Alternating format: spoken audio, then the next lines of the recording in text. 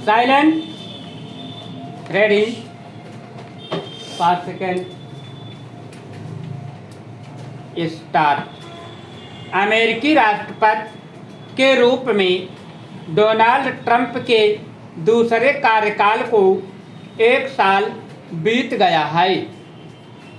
इस 1 वर्ष के दौरान उन्होंने अपनी नाटकीय नीतियों से वैश्विक ढांचे की दशा दिशा ही बदल दी है। यहाँ तक कि अमेरिका के पारंपरिक सहयोगी भी उनके अप्रत्याशित रवैये से कुछ परेशान हो चुके हैं। महीनों तक नोबेल शांति पुरस्कार के लिए खुद ही अपनी पैरवी करते रहे ट्रंप ने नव वर्ष की शुरुआत में ही नए तेवर अपना लिए।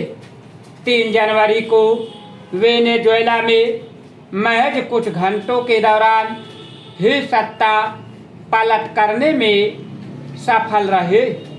ट्रंप उसके बाद ईरान और ग्रीनलैंड को लेकर आक्रामकता दिखाने लगे।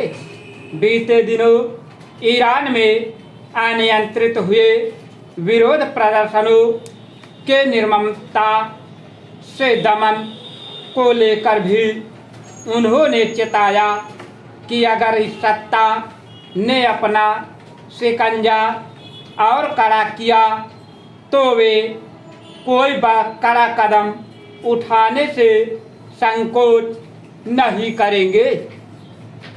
जब हजारों की तादाद में प्रदर्शनकारियों के मारे जाने की खबरें आई तो ट्रंप ने कहा कि अमेरिका कार्रवाई के लिए पूरी तरह तैयार है और ईरान को इसकी भारी कीमत चुकानी होगी। इसके लिए उन्होंने पिछले साल ईरान के परमाणु ठिकानों को निशाना बनाने का उदाहरण भी सामने रखा। ईरानी सत्ता प्रतिष्ठान ने प्रदर्शनकारियों की हत्या और गिरफ्तार लोगों को फांसी दिए जाने जैसे आरोपों से इनकार किया है और ट्रंप ने भी अपने निजी सूत्रों का हवाला दिया कि ऐसा कुछ नहीं हो रहा है। यह बात अलग है कि ईरान में जिन लोगों एवं संस्थाओं पर प्रदर्शनकारियों के दमन और विदेशी बाजार में तेल की कालाबाजारी के आरोप हैं, उन पर ट्रंप प्रशासन ने नए सिरे से और कड़े प्रतिबंध लगाए हैं।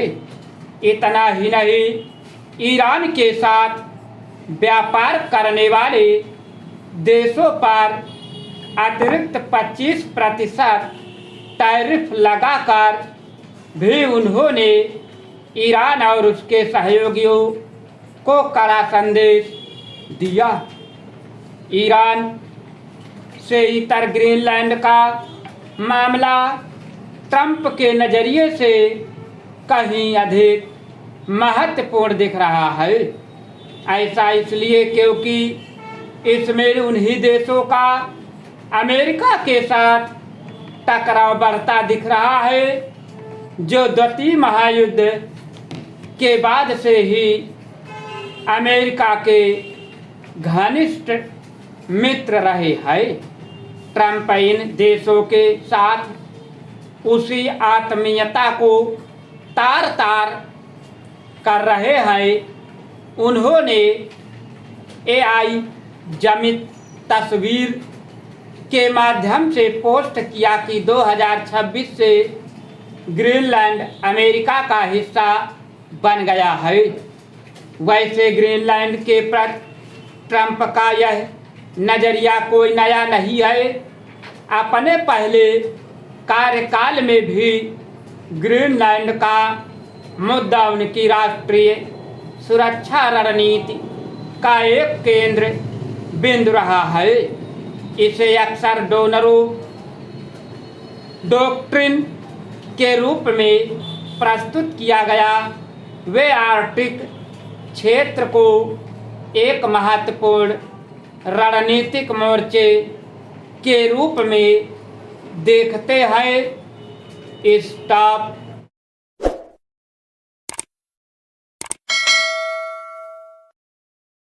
अगर तुम लोग नए हो तो सब्सक्राइब करो, वो जो लाल वाला बटन है उसके साथ सूर्य नमस्कार करो या फिर अनुलोम विलोम, मुझे नहीं पता, बस क्लिक हो जाना चाहिए। अब